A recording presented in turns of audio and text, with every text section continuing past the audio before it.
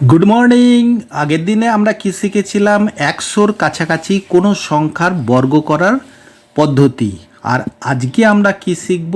1000-এর কাছাকাছি যে কোনো সংখ্যার 1000-এর চাইতে বেশি হোক বা কম হোক তাদের বর্গ করার পদ্ধতি। তাহলে একটা সংখ্যা লিখে নিই, 1004-এর স্কোয়ার আর 998-এর স্কোয়ার। কিছুই নয়, 1004 মানেই হচ্ছে 1004 ইন্টু 1004। তাহলে এখানে বেস কত? বেসটা সবসময় মনে রাখবে। এখানে কত বেশি আছে? 1000 থেকে 4 বেশি আছে, 4 4 করে দুটোতে বেশি আছে। আর এখানে বেস কত ধরেছি আমরা? 1000 বেস ধরেছি। 1000 যখন বেস ধরবো তখন এইখানে যে প্রথম লাস্ট সংখ্যা হবে সেটা 3 ডিজিটের হবে। ঠিক আছে? তাহলে 4 আর 4-এ গুণ করলে কত হয়? 4 4-এ 16। তাহলে এখানে আমরা 16 লিখতে পারবো না, 3 ডিজিটের লিখতে হবে। কত লিখবো?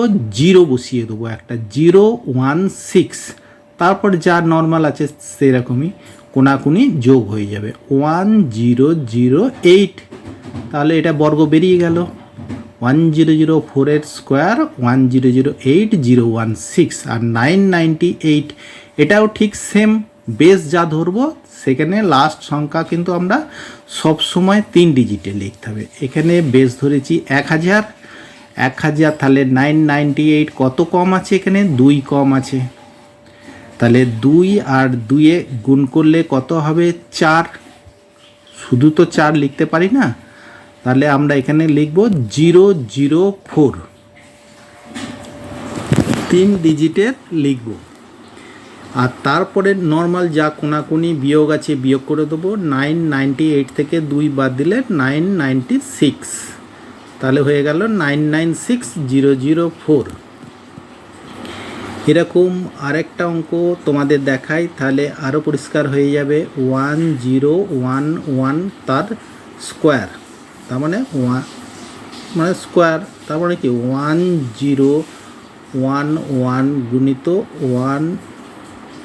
তাহলে এইটা যদি আমরা গুণ করে নিতে পারি, 11 আর 11 কত বেশি আছে দেখো, 11 11 করে বেশি আছে। 11 11 121 হয়ে যাচ্ছে তাহলে। আর তারপরে 3 ডিজিটের এখানে বেরিয়ে গেল, এখানে আর 0 বসানোর দরকার নেই কো। তারপরে কোনাকুনি আমরা যোগ করে দেবো, 1011 আর 11 যোগ করলে 1022। তাহলে হয়ে গেল কত ইজিভাবে।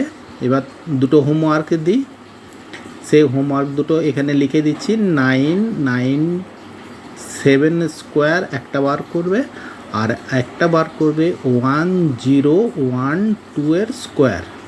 এই দুটো অঙ্ক তোমরা ঘরে প্র্যাকটিস করবে। আর ভিডিওটা তাড়াতাড়ি বন্ধুদের শেয়ার করে দাও, আর সাবস্ক্রাইব করে রাখো যারা এখনও পর্যন্ত করোনি।